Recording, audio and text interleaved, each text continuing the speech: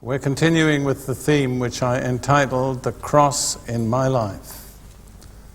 This teaching is taken mainly from the Epistle to the Galatians, and in the previous session I began by pointing out that the Galatian Christians, although they were Spirit baptized and had witnessed miracles of God in their midst, were under a sinister satanic power which Paul defined as witchcraft. And the evidence was that they'd lost the vision of the cross. They no longer really grasped what had been accomplished for them and in them through the cross. The result was that they had degenerated into carnality and legalism and were at least in danger of coming under a curse. And I sought to point out that there are two main aspects to the cross. There's what the cross does for us, which we all get excited about, and quite a lot of people preach about. But there's another side, which is what the cross is intended to do in us. And for many people, that's much less exciting.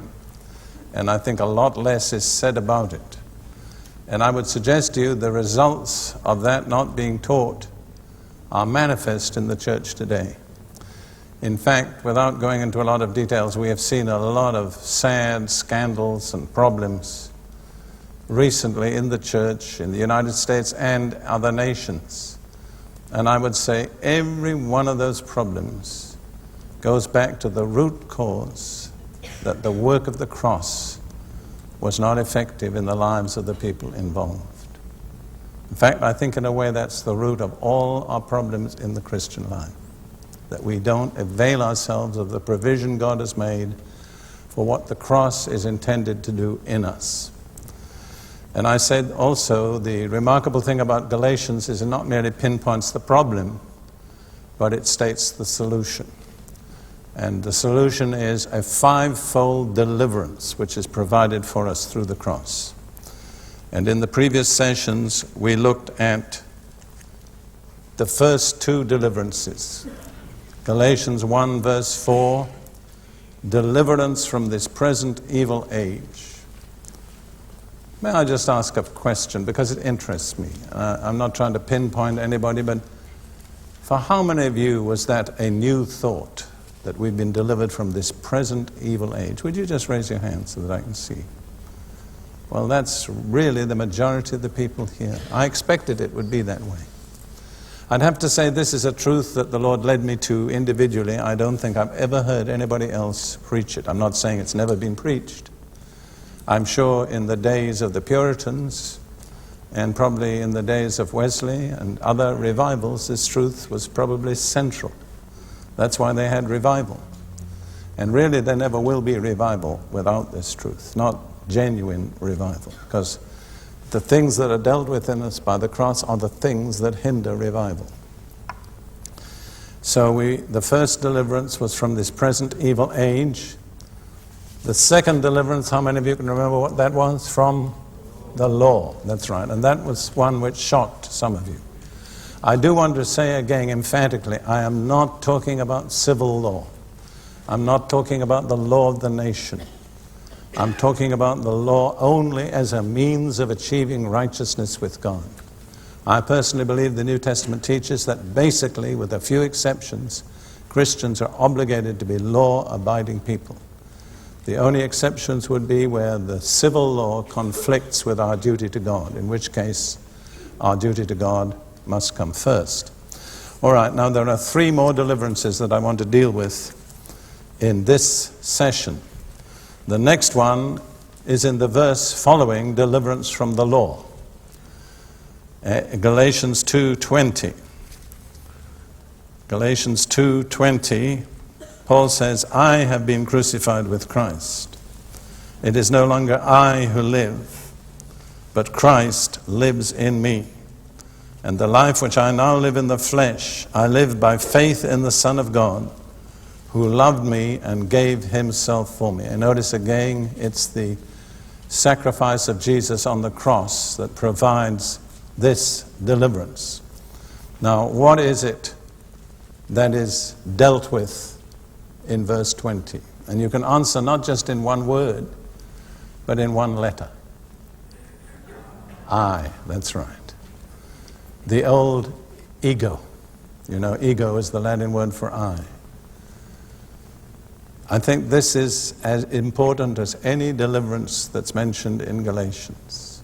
I have been crucified with Christ. The old King James says, I am crucified with Christ. It's not just something that has happened, it's something that's a continuing state of my being. I am continuously and permanently crucified with Christ. I have come to the end of myself. How many of you, don't put your hands up here, how many of you have had a hard time coming to the end of yourself? I see some of you are willing to put your hands up anyhow. How many of you discovered that God sometimes has to use a very hard road to bring us to the end of ourselves? And we complain and we are disturbed and upset and we think, God, what are you doing with me? He's bringing you to the place where Galatians 2:20 really is true in your life. I am crucified with Christ. I've come to the end of me. You see, I've, like most ministers, I've dealt with all sorts of people in all sorts of places. And I meet many people who are running away from their problems. And they're maybe running away from their wife, or their husband, or their family, or some particular problem they got in. But what I discover is the real problem is one we can't run away from, because we take it with us wherever we go. What is that? It's me, myself. The only way that we can get free from that problem is through the cross. I would interpret this statement as escape from personal ambition, pride, and self-centeredness. Let me say those three words again. Personal ambition, pride, and self-centeredness. And I would say those are the far the commonest problems in the Christian ministry today. I must be careful not to be negative, but I think there's not a single person in the ministry today, including Derek Prince, and primarily Derek Prince, who does not have to be continually on our guard against those three related things: personal ambition, pride, and self-centeredness. I've come to the conclusion that nobody in the Christian life goes into error except through pride. Pride is the only reason why Satan can bring us into error. And yet I see countless Christians going into different sorts of error. You see, if you stop to consider, what was the first sin in the history of the universe? Pride, that's right. And it didn't take place on earth. It took place in heaven. It took place in the full light of eternity and of God's glory. That's a frightening thought, isn't it? So if pride could break through there, it must be much more easy for pride to break through here on earth.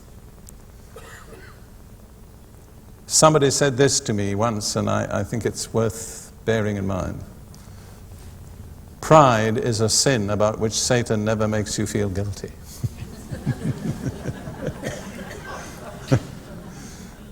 I mean, I've taken that to heart.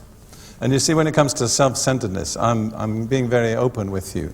I've really got nothing to hide and nothing to lose. I'm in the ministry because God has put me there, and as long as it pleases Him to keep me there, I'll be there. And when that's over, I'm not hanging on to anything that I know of. But I was born an only child. I never had brothers or sisters. But I was blessed with a good brain, and I was always successful at school and in college. Basically, I expected to be number one. And I made my way up to the age of 25 that way. A brother that has ministered with me quite a lot in the past said one day that I was the most what did he say? Self-reliant person he'd ever met. I don't know whether that's true or not. But all through the first 25 years of my life, I relied on myself. And within limits, I did a good job. Then God revealed himself to me and started to change me. Let me say he hasn't finished changing me yet, but he did a radical work in one night. He totally redirected me. I made a U-turn. I've been going in a different direction ever since.